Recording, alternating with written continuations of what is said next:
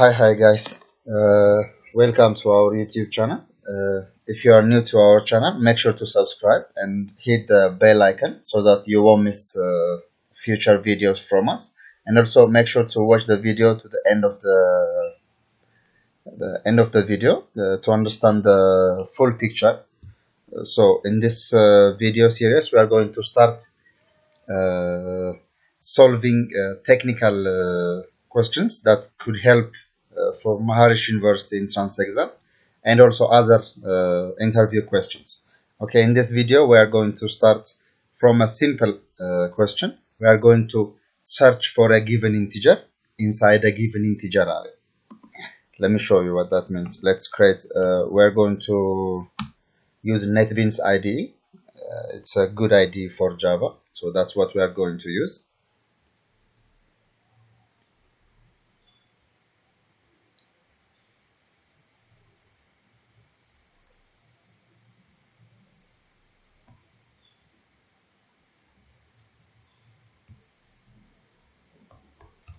Okay, so let's create a new project.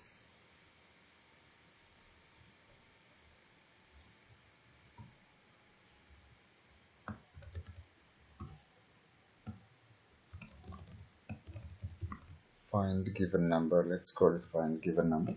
Doesn't matter, but so this is our function, and we are going to write a different function for it. So the function definition is going to be public.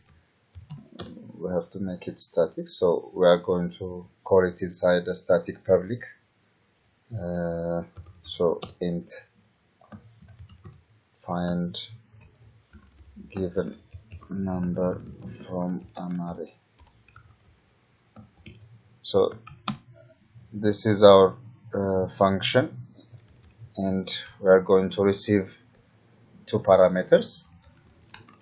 One is given array and the other is given number. So what this function is going to do is it's going to accept two parameters, one an integer array and the other integer value, to search from the array. So if this given number is found in this array, we're going to return the index of the array. If we didn't find anything, if we didn't find the given number inside the array, then we are going to return -1. So our function definition has to be like this. It should return integer value. Okay, so let's start our code. It's going we can start with for loop int I from 0, I less than given array. So our function is going to, our for loop is going to check from the first index till the end of the index, till the end of the array. So given array dot length, you have to go from 0 to given length, given array dot length, and I increments by 1. Okay, now here I have to check. So if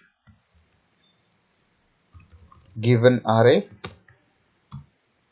of I have to compare each element in the array to the given number that I'm searching. Okay, if it's equal, then I found the array. So I can say return I. This means I'm returning the index or the location of the item in the array where I found that item. Okay, so this will keep searching. Here I can say return -1. If the application reaches here, it means the for loop doesn't enter here. If it enters here by any element, then the application will end up here because we write return. So it didn't get here. It will never get here. So it reached here. It means it didn't find the item, and the for loop completed without finding the item.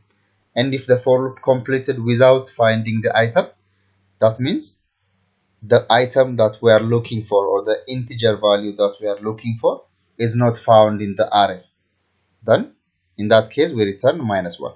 So this is our function. It's a simple function, and it's only implemented, it's only requires one for loop with one if condition. Okay, so here in our main function we can test our application. So let's create a static array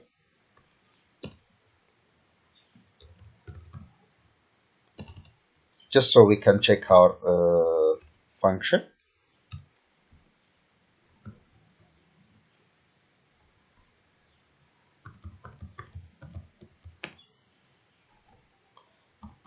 Okay, and the number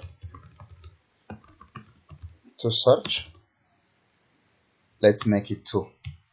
So now we know that the number is available in this array, right? So if I call this function, it should return the index of the item. So I'm going to call this function and give it input variable and number to search. And this function is going to return an integer value like we defined it here. So I'm going to create an integer value and name it result, and this variable will contain the returned value from this function. So if the returned value is -1, then the item is not found. If it returned any number other than -1, then the item is found, and it's returning me the location or the index of the item inside the array. Okay, so here I can write system.out.println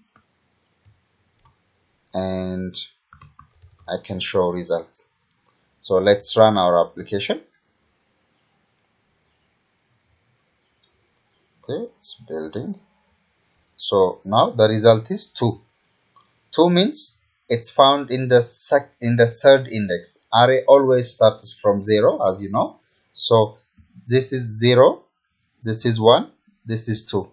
So I found the function is telling me I found the item that you are searching in the second index, which means the third position. Okay, let's ask a different number. Now what do you think it will return now? It should return -1, right? Because there is no item in the given array. So it returns -1. If I want to search for 9, now 9 is here. So the location is 0, 1, 2, 3, 4. So it should return 4. There you go. So we have successfully implemented our code. So this is a very, very simple question.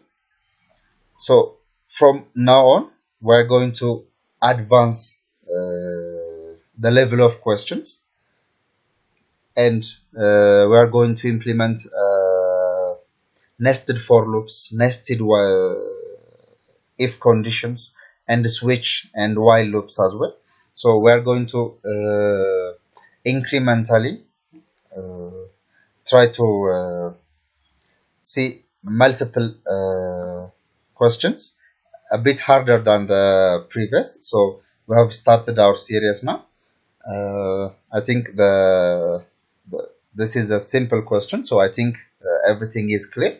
If you have any comments or questions, please leave us a comment in the comment section below, and also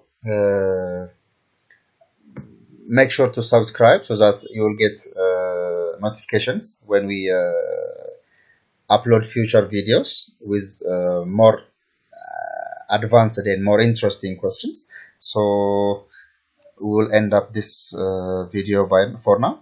Thank you for watching our video, and if you like our video, please hit like and share, and also tell us what you think in the comment section. Thank you very much, and see you in the next video.